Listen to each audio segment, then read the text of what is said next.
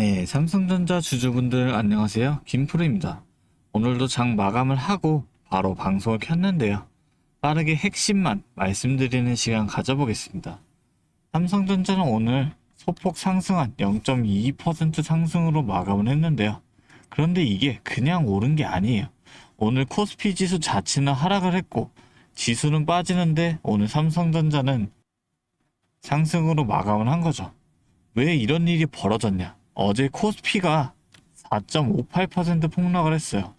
이 구글에서 AI 핵심 인력들이 퇴사한다는 그 소식과 샌디스크가 시장의 예상치를 밑도는 실적을 내놓으면서 밤사이에 미국 증시가 크게 흔들렸고 그 충격이 어제 국내 시장에 그대로 전이됐던 거거든요. 오늘은 그 충격 이후 첫 거래일이었던 거예요. 오늘 흐름을 자세히 보시면 하루 안에서도 완전히 다른 두 장이 있었는데요. 오전장에는 외국인 대부분 이 매수로 들어왔거든요. 그런데 오후 1시가 되자마자 분위기가 바뀌었어요. 이 메릴린치에서 이 순간 거래량으로만 83만 주가 나왔고 골드만삭스에서 순간 거래량으로 87만 주를 동시에 매도를 하면서 매도 우위로 확 돌아선 겁니다. 골드만삭스는 여기에서 그치지 않고 그 이후로도 계속 매도를 해서 장마감 시점에는 총 100만 주 매도로 마무리를 했고요. 여기다 모건 스탠리까지 마지막 순간의 거래량을 한 번에 160만 주를 매도를 했습니다. 프로그램 매매도 똑같은 패턴이었는데요. 오전장 초반에는 순매수로 들어오다가 12시 50분에는 이 130만 주까지 순매수를 이어가다가 오후 1시부터 이 매도 물량들이 점점 늘어나기 시작을 하더니 결국 60만 주 매도로 마감을 했습니다. 근데 오늘 이 정도 대형 매도 물량이 나왔는데도 삼성전자는 결국 상승으로 마감을 했다는 게 정말 중요한데요. 메릴린치와 골드만삭스, 모건스탠리와 골드만삭스, 메릴린치까지 모두 팔았고 골드만삭스는 100만 주까지 매도를 늘렸는데 그러고도 주가를 마이너스로 만들진 않은 거거든요. 이게 진짜 이 가격을 눌려버리려는 매도였다면 이 정도 물량이면 충분히 마이너스로 마감을 시킬 수 있었어요. 근데 그렇게 안 됐다는 건 외국인 입장에서도 이 가격대를 아래로 떨어뜨릴 생각이 없었다는 걸로 읽을 수가 있어요. 그럼 오늘 오후 매도가 주가를 무너뜨리려는 매도가 아니라 오히려 이 가격대를 다음 주에 이 지지선으로 다지면서 끌어올릴 준비를 하는 과정일 수 있다는 거고요. 그러니까 다음 주에 외국인 수급이 다시 매수로 돌아서는 신호가 나오면 그게 오늘 다져놓은 이 가격대에서 훨씬 힘있게 반등이 나올 수 있는 자리가 되는 겁니다. 그래서 오늘은 지금 이 가격대에서 우리가 어떻게 대응을 해야 하는지, 그리고 다음 주 어떤 신호가 나오면 매수 타이밍으로 잡을 수 있는지 차트로 같이 확인을 해보겠습니다. 영상 끝까지 집중해서 봐주시고 여유가 되시는 분들은 구독과 좋아요 한 번씩, 댓글로도 삼성전자 화이팅 한 번씩만 달아주시면 감사하겠습니다. 먼저 RSI부터 보겠습니다. 이 RSI는 지금 이 주식을 사려는 사람이 많은지 팔려고 하는 사람들이 많은지를 볼 수 있는 지표인데요. 살려고 하는 사람들이 많아지면은 70을 넘어가면서 과열 신호가 되는데 반대로 팔려고 하는 사람이 너무 많으면 30 아래로 떨어지면서 과매도 구간이 됩니다. 지금 삼성전자의 RSI는 40대에 있어요. 고속도로의 제한 속도가 70이라면 지금 40대 속도로 달리고 있는 거예요. 어제 큰 폭으로 빠졌는데도 30대 과매도 구간까지는 안 내려갔거든요. 그만큼 오늘 방어가 되면서 급격한 투매 국면까지는 안 갔다는 겁니다. MACD로 같이 보여드리면 MACD는 지금 오르는 힘이 더 강해지고 있는 건지 약해지고 있는 건지를 보여주는 지표예요. 이 막대가 위로 올라가면은 상승 추세가 되는 거고 아래로 내려가면은 하락 추세가 됩니다. 지금 삼성전자의 MACD를 보시면 2달 넘게 하락 추세에 있었는데 최근에 플러스로 전환이 됐습니다. 어제 그렇게 하락을 했는데도 오늘 MACD는 여전히 플러스 구간을 유지하고 있어요. 단기적으로는 어제 투매성 매물이 강하게 나온 건 맞지만 중장기적으로 만들어지던 상승 흐름 자체는 아직 완전히 무너지지 않은 상태로 보면 된다는 거예요. 거래량도 한번 짚어드리면 오늘 거래량이 전일 대비해서 78% 수준입니다. 어제보다 조금 줄은 정도인데요. 어제 워낙 크게 터졌던 거래량이 정상화되고 있는 흐름이고 오늘 오후에 대형 매도가 나온 것 치고는 거래량 자체가 폭발적으로 늘지 않았다는 것도 오늘 매물이 패닉성이 아니라 정리 차원이었다는 걸 뒷받침해 주는 거죠. 이 세 가지를 같이 놓고 보면 RSI는 과매도까지 가진 않았고 MACD도 여전히 상승 추세, 거래량 또한 안정적입니다. 어제 급락 이후 오늘 하루가 추세 붕괴가 아니라 회복 과정의 첫 단계라는 걸 새 지표가 같이 말을 해준 겁니다. 매물대도 한번 짚어드리자면 현재 바로 위에 걸려있는 이 매물대 21.9%가 제일 두껍게 걸려 있는데요. 이 매물대를 뚫고 한 번에 빠르게 올라가려면 지금 이 가격대에서 먼저 바닥을 다지는 과정이 필요하다는 거고 오늘 그 바닥을 다지는 과정의 시작으로 볼 수 있는 겁니다. 여기다 앞으로 있을 흐름도 하나 짚어드리면 지금 증권가에서 보는 삼성전자 목표 주가 컨센서스가 49만 3,542원이에요.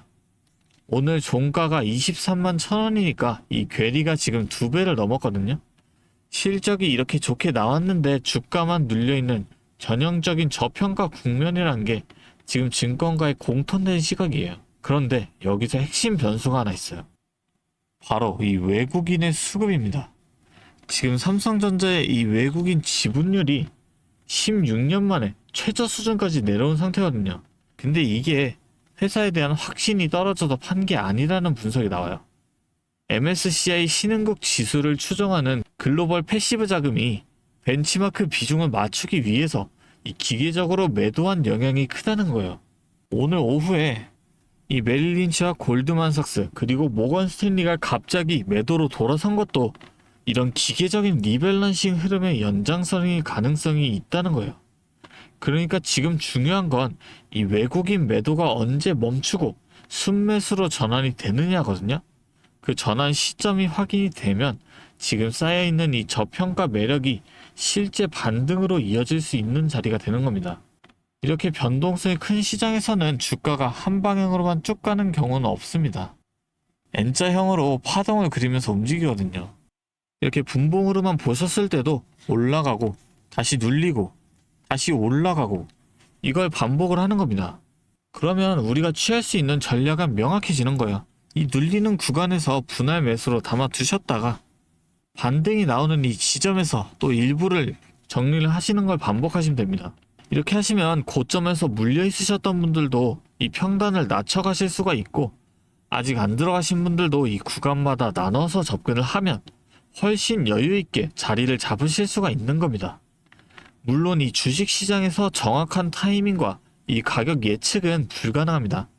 결국 이 돈은 스스로 판단을 해서 벌어가는 거기 때문에 이 내용을 믿고 판단하시는 건 직접 내리셔야 한다는 거죠. 그런데도 혼자 하시는 게 좀 힘들다, 어렵다 하시는 분들도 좀 많이 계십니다. 기회는 옵니다. 절대 포기하지 마세요. 저는 이런 반등이 나와주면 이 수익을 실현해야 한다는 생각에는 변함이 없습니다. 이런 변동성장에서는 계속 홀딩해가는 중장기적인 매수 관점이 아니라 차익 실현의 기회로 봐야 한다는 거예요. 물론 이건 제 관점이니 의견 한 개 정도로만 봐주시고 이 의견에 동의를 하시고 같이 대응을 해보고 싶다 하시는 분들만 제가 위에 번호를 하나 띄워드릴 테니까 이 번호로 간단하게 삼성이라고 두 글자 문자로 보내주세요. 그러면 제가 이 문자 확인하는 대로 제가 보는 이 대응 시점을 같이 공유를 해드리겠습니다. 제가 오랫동안 시장을 보면서 느낀 게 하나 있는데 이 정보가 없어서 손해를 보시는 분들보다 정보는 다 갖고 있는데 혼자서 판단을 하시다가 이 타이밍을 놓쳐서 손해를 보는 사람이 훨씬 더 많으시더라고요. 그런데 주식판이 늘 그렇습니다. 손절을 못해서 대부분이 무너지시는데 막상 그 상황에 본인이 처하면 아무도 손절을 못합니다. 실제로 큰 하락 전에는 큰 상승이 있는데 4년간의 미국 상승장이나 20년 만에 코스피 상승장 그리고 지금은 또 이렇게 돼버리니 손절을 못합니다. 그냥 오르기만 기도하는 상황을 만들어버리는 거죠. 주식의 역사는 늘 그걸 반복해왔습니다. 지나고 나서 보면 말로야 쉽죠. 그래서 지금은 그 판단 내리시는 걸 좀 도와드리고 있는 거고, 근거는 이미 오늘 영상에서 말씀을 드렸잖아요. 그런데 그 근거를 알고 있는 것과 실제로 그 타이밍에 맞춰서 행동하는 건 완전히 다른 문제입니다. 저는 그 사이의 간격을 메워드리려는 거고, 여러분이 저처럼 좋은 자리를 흘려보내거나 타이밍을 놓치시는 시행착오를 겪지 않으셨으면 합니다. 지금 이 영상 여기까지 보고 계신 분들은 이미 남들보다 한 발 앞서 계신 겁니다. 그래서 이렇게 끝까지 함께 해주신 주주분들만을 위해서 특별한 이 선물도 하나 준비해 왔으니까요. 지금까지 이 영상 보고 계신 분들만큼은 꼭 놓치지 마시고 같이 챙겨가셨으면 좋겠습니다. 자, 오늘 제가 준비한 선물은 요즘 굉장히 핫한 이 AI와 관련된 종목인데요. 자, 그런데 이 AI가 사용되는 곳이 굉장히 또 많고 용량도 크다 보니까 전기가 부족해져서 이 전력난이 상당히 심각하다는 겁니다. 이게 어느 정도냐면 이 데이터 센터가 쓰는 전기량이 우리나라 전체 사용량의 2배가 넘는다는 거죠. 그래서 이 데이터 센터 기업들이 가장 먼저 해결해야 하는 숙제가 바로 이 전력난을 해결하는 겁니다. 자, 그런데 이 전력난을 해결하려고 발전소를 더 지으려면 이 10년이 넘는 시간이 걸리는데 당장 내일 전기가 모자란데 10년은 너무 길죠. 그래서 오늘 가져온 게 가상발전소인데요. 이 가상발전소는 정부와 기업도 큰 관심을 보이는 핵심 사업이라는 겁니다. 그러면 이 가상발전소는 뭘까요? 실제로 발전소를 짓는 게 아니라 여기저기 흩어져 있는 전기들을 네트워크로 묶어서 하나의 발전소처럼 통합 관리하는 시스템인데요. 예를 들어서 전기차 배터리에 남은 전기를 전력망에 다시 팔아서 수익을 낼 수도 있는 겁니다. 이런 식으로 전국의 남은 전기들을 AI가 모아서 마치 하나의 거대한 발전소처럼 운영하는 거죠. 사실 지금까지는 전기를 절약해야 한다 이렇게만 생각했잖아요. 그런데 이 조건 자체를 바꿔버린다는 겁니다. 이 발전소를 무작정 지을 수 없다면 있는 전기를 얼마나 효율적으로 쪼개서 쓸 수 있느냐가 핵심이 된 거예요. 이게 바로 이 가상발전소가 앞으로의 시장을 지배할 수밖에 없는 이유가 되는 겁니다. 이미 테슬라에서는 일본에서 가상발전소 사업을 전국으로 확대했고요. 우리나라 정부도 제주도에서 이미 시범 사업을 운영하는 중이죠. 결국에는 이 가상발전소, 즉 VPP 사업이 미래의 핵심 사업으로 자리 잡을 수밖에 없는데요. 제가 이 중에서도 무려 5년 전부터 이 가상발전소를 준비해온 특정 종목 한 가지를 가지고 왔습니다. 이 기업은 다른 경쟁사들이 이제 막 가상발전소 사업에 뛰어들 때 이미 5년 전부터 대기업들과 인프라 구축을 마쳤고 범용성 또한 한 가지에 묶여 있는 게 아니라 아파트, 상가, 공장, 그리고 전기차 충전소까지 서로 다른 에너지를 컨트롤하는 독보적인 통합제어 기술을 이미 갖추고 있다는 겁니다. 다시 말해서 에너지 효율을 뽑아내는 기술력이 시장 평균보다 이미 30% 이상 앞서고 있다는 평가를 받고 있어요. 그렇다면 올해 2026년 분산에너지 특화 사업이 본격화되면 어떻게 될까요? 이 기업의 소프트웨어가 전국에 깔리게 되는 압도적인 점유율을 예상해 볼 수 있겠죠. 그렇다면 우리는 남들보다 한 발 앞서서 이 수익의 길목을 지키고 있어야 큰 수익을 가져간다는 겁니다. 자, 제가 지금 정말 공들여서 분석한 이 종목 정말 궁금하시죠? 지금 화면에 보이시는 이 번호 010-3436-7531로 선물이라고 두 글자 적어서 문자 보내주시면 제가 확인하는 대로 분석한 리포트와 함께 종목명까지 바로 공유해드리도록 하겠습니다. 제가 드리는 이 선물로 우리 구독자분들이 조금 더 여유있고 성공적인 투자 이어나가셨으면 좋겠고요. 지금까지 긴 영상 시청해주셔서 감사합니다. 김프로였습니다.